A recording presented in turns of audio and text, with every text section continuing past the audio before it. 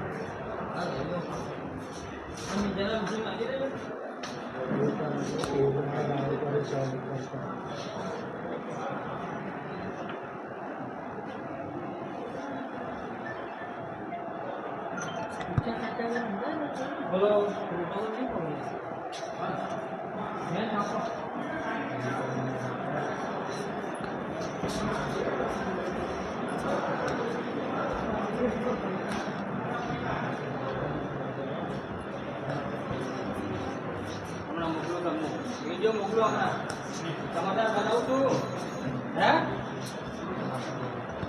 તો બોલે ને કચેરી ના બોલે અને વાયરસ છે પબ્લિક કોંગ્રેસ કે આમાં જેટલા પેલા આમ આદમી પાર્ટીના ક્યાં જાય વિડીયો વાળી કરું બોલો ના હોય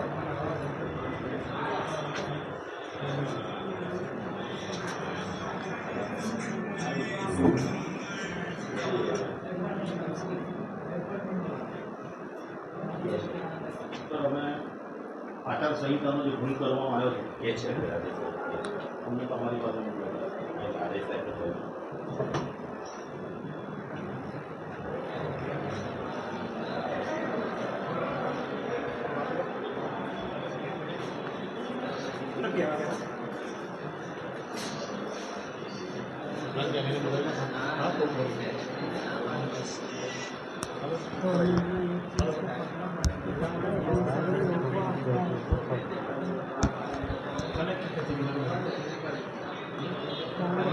પાલમા સાહેબ નીચે ચૂંટણી સભા આવી નથી સાહેબ. અરે હા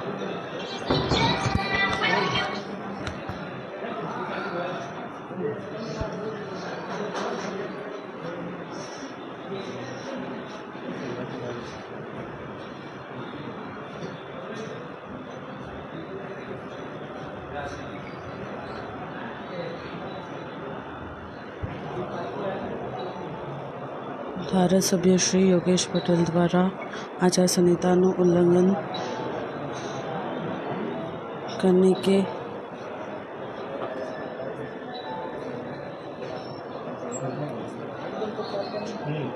ફરિયાદ આપણા માનનીય આદરણીય ધારાસભ્ય યોગેશભાઈ પટેલે આચાર સંહિતાનો ભંગ કર્યો. અમદાવાદી પુલ ખાતે જે બેનર લગાવ્યું અને વડોદરાનો વાતાવરણ દોડવાનો પૂર્ણ પ્રયાસ કર્યો છે અને જે ધારાસભ્યને શોભા ના આપે એ પ્રકારનો બેનર લગાવ્યો. આચાર સંહિતા સૌ માટે સરખી. અમદાવાદી પુલ મેન વડોદરાનો હાટ કહેવાય. રાવપુરા એ પોતે જે માંજરપુરના ધારાસભ્ય અને રાવપુરા એને બોલ લગાવ્યો એટલે એમને સરકારી તંત્રને પણ એમને ચેલેન્જ કરી.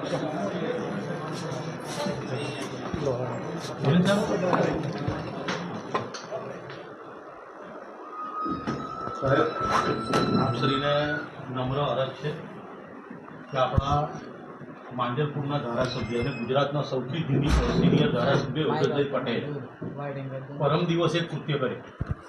એમણે બેનર અમદાવાદી પોળ ખાતે લગાડ્યું અને બેનરમાં લખ્યું જે ખડકે સાહેબે નિવેદન આપ્યું છે એ તો એમણે મારી તોડીની પીરસવામાં આવ્યું છે. એમણે તો ગુજરાત અને કેરેલાની કમ્પેરિઝન કરી છે. એના વિરુદ્ધમાં એમણે ગાંધી પરિવાર એટલે કે ફિરોઝ ગાંધી, ઇન્દિરા ગાંધીએ કોઈ મૂર્ખ સાથે લગ્ન કર્યા હતા? હવે ફિરોઝ ગાંધી બી ગુજરાતી છે. હવે કોઈ નેતાએ ગુજરાતી માટે મૂર્ખ શબ્દ ઇસ્તેમાલ નથી કર્યો, એમને રાઇટિંગમાં લખી દીધું અને આચારસંહિતા લાગુ પડી ગઈ છે. અને ગુજરાતના સૌથી સિનિયર ધારાસભ્ય છે અને એ પોતે માંજલપુરના ધારાસભ્ય છે. રાવપુરા આવીને એમને બોર્ડ લગાડ્યું. રાવપુરા સેન્સિટિવ વિસ્તાર છે, બરાબર છે, એટલે એમને વડોદરાનું વાતાવરણ દોડવાનો પ્રયાસ કર્યો છે. કારણ કે સૌથી પહેલાં તો બેનર ફ્રી સિટી જાહેર કરવામાં આવ્યું છે. સામાન્ય માણસનું બેનર લાગે તો એના ઘરેથી આવીને એના હોલમાંથી આવીને કાઢી જાય છે. આ જાહેર રસ્તા ઉપર બેનર લાગ્યું, સાહેબ એમની પર એક્શન કેમ નહીં? અને બીજું, એમણે પોતે લખ્યું છે ગુજરાતી મૂર્ખ શબ્દ એમણે વાપર્યો છે. તો એમણે વડોદરાનું વાતાવરણ દોડવાનો પ્રયાસ કર્યો છે. વડોદરાના સંસ્કારીજનો સાહેબ બુદ્ધિજીવી લોકો છે. વડોદરાના ઇતિહાસથી આખી દુનિયા વાકેફ છે કે સંસ્કારીજન એમને એમ નથી કર્યા. આ શૈક્ષણિક નગરી છે, કલા નગરી છે, આયુર્વેદિક નગરી છે, પ્રાકૃતિક નગરી છે, આધ્યાત્મિક નગરી છે, શિવનગરી છે, અનેક બિરુદો મળ્યા. તો એમણે આ લાંછન લગાવવાનું કાર્ય કર્યું. સાહેબ અમારી આપ સાહેબ શ્રીને નમ્ર અરજ છે સાહેબ, જે સામાન્ય વ્યક્તિ પર જે ગુનો દાખલ થાય સાહેબ અને આચારસંહિતાનું પાલન એમણે નથી કર્યું સાહેબ, હું એવી અપેક્ષા રાખું છું આપ સાહેબ એક એવો દ્રષ્ટાંત બેસાડો સાહેબ કે આજે ગાડા નીચે કૂતરું ચાલીને આખું ગાડું મેં ખેંચ્યું જેવી જે માનસિકતા ધરાવે છે એવા નેતાઓની શાન ઠેકાણે આવે. આ લોકશાહી છે સાહેબ, લોકો મોદીજીને આદર કરે છે, મોદીજીને પ્રેમ કરે છે એટલે વોટ આપે છે. તે સત્તા વળતરમાં વડોદરાને અમને શું આપ્યું? જ્યારે 12 બાળકોને 2 બહેનો મળી ત્યારે અમને બોર્ડ નથી લગાડ્યું. વડોદરામાં પૂર આવ્યું અને કેશ ડોલો ખવાઈ અને વડોદરા જે પીડાયું એના વિરુદ્ધમાં એમને બોર્ડ નથી માર્યું.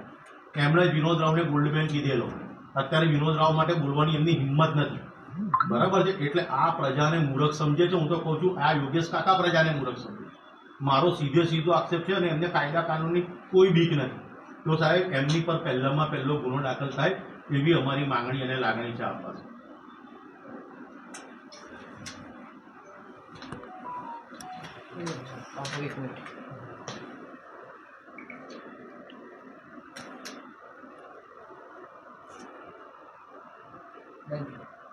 Thank you. શીખો તમારે હા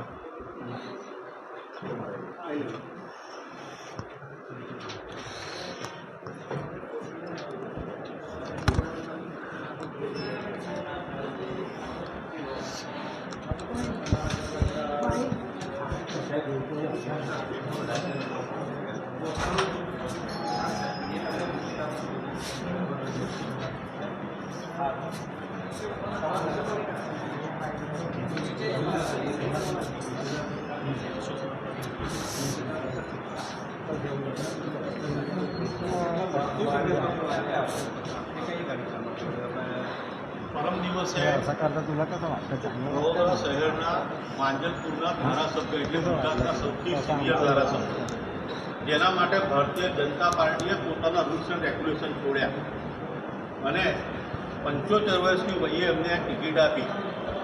એટલે ગુજરાતના સૌથી સિનિયર ધારાસભ્ય એમણે શું દુર્બુદ્ધિ શોધી કે એમણે કોઈ ભારતીય જનતા પાર્ટીના કહેવાથી પોતે રાજકીય પ્રયોગ કરવાનો ઉંદર બની ગયા ઉંમરે, કે આ ઉંમરે એમને હરિદ્વાર અને 4 ધામની યાત્રા કરવાની હોય, ભગવાનનું નામ દેવાનું હોય, ત્યારે જે ખડકે નિવેદન આપ્યું છે એ સમગ્ર ભારત જાણે છે. ને વડોદરામાં તો બુદ્ધિજીવી લોકો રહે છે, એમને એમ સંસ્કારીજન નથી કીધું.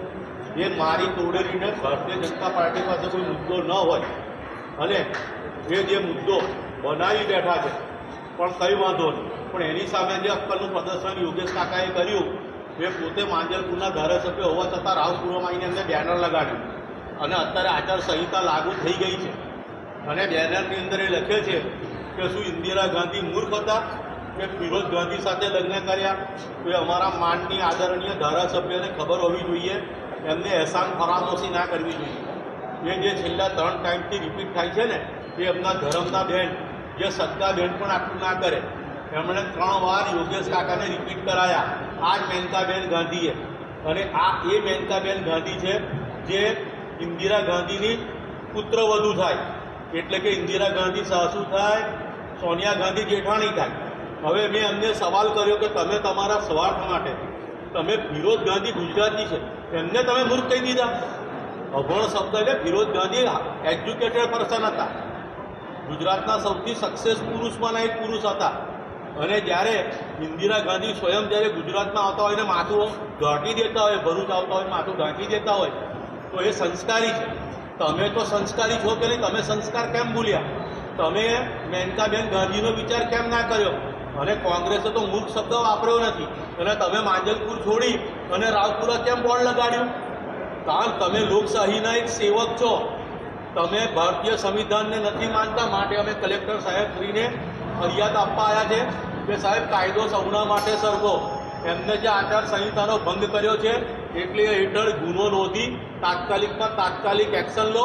અને વડોદરા ગુજરાતનું એવું મધ્ય ગુજરાતનું સેક્ટર છે કે આખું ભારત એની નોંધ લેતું હોય છે. તો એક્ઝામ્પલ અહીંથી બેસાડો.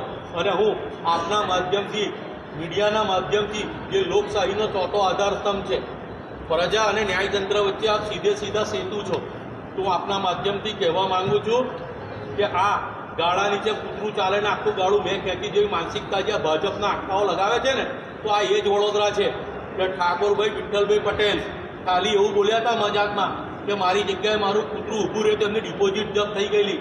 પ્રકાશ બ્રહ્મભટ્ટ એક જ શબ્દ વાંકો બોલ્યા હતા, એનો ગ્રીનિજ બુક ઓફ રેકોર્ડ રેલી હતી, એનો બી આ વડોદરા શહેરે ડિપોઝિટ જપ્ત કરી નાખી છે. એટલે પોતામાં પાંચેરી મારવાનું તો વડોદરાનો પહેલેથી દાવ છે.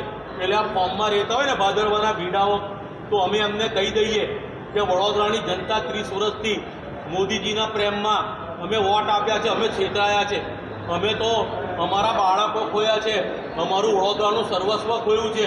હું યોગેશ કાકાને આપના માધ્યમથી કહેવા માંગુ છું, યોગેશ કાકા 12 બાળકોને 2 બેન મરી ત્યારે તમે બેનર નહોતું લગાવ્યું? વડોદરાની અંદર જ્યારે પૂર પીડિતો રીબાયા અને વડોદરાની અંદર માનવ સર્જિત પૂર આવ્યું ત્યારે તમે બેનર ના લગાવ્યું? અને તમે આવી વડોદરામાં ઘણી બધી ઘટનાઓ થઈ, તમે ત્યારે બેનર નહીં લગાવ્યા. આ તમે વિનોદ રાવને ગોલ્ડ બેગ કીધેલો, પછી વિનોદ રાવને એના વ્હાઇટ બેગ લઈને આવ્યા, પછી તમે ચૂપ થઈ ગયા, પછી કશું બોલતા જ નથી. એટલે યોગેશ કાકા, આ ઉંમરે છે ને સદબુદ્ધિ આવી જોઈએ, દુર્બુદ્ધિ ના આવી જોઈએ. માટે તમે વડોદરામાં એક દ્રષ્ટાંત બેસે અને આવું જેને વડોદરાનું વાતાવરણ દોડવાનો પ્રયાસ કર્યો છે એવા ધારાસભ્ય વિરુદ્ધ તાત્કાલિક ધોરણે ગુનો નોંધાવો. હું મહેન્દ્રસિંહ રાઠોડ, વડોદરાનો અવાજ. પાણી 2 કૂટ માલ લું કરતી લાવી છે. હા, जी बापू.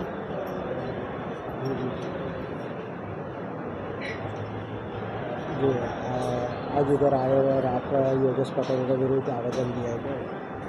आज हमें यहाँ आने की ज़रूरत इसके लिए पड़ी कि हम बड़ौदा का आवाज़ है. हमारे पास कोई पॉलिटिकल पद नहीं है, ना हम नेता है ना अभिनेता है, लेकिन जिस तरह से उन्होंने बड़ौदा की जनता को मूर्ख बनाने की कोशिश करी है, आचार संहिता लागू हो गई है और उनका मांजलपुर क्षेत्र छोड़ के रावपुरा क्षेत्र में वो अपना बैनर लगा के आए हैं और उन्होंने बैनर में लिखा हुआ है कि क्या इंदिरा गांधी मूर्ख थी जिन्होंने फिरोज गांधी से शादी करी? तो फिरोज गांधी गुजराती था और जो आज वो जो विधायक है और सबसे गुजरात के सीनियर विधायक है, तो उनको टिकट ला देने में उनकी धर्म की बहन मेनकाबेन गांधी ने बहुत अपना योगदान दिया है. इतनी तो सगी बहन भी नहीं करती.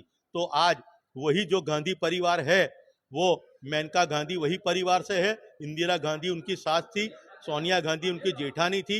आज वो अपने ससुराल में क्या मुंह दिखाएगी? और उन्होंने आचार संहिता का भंग किया है.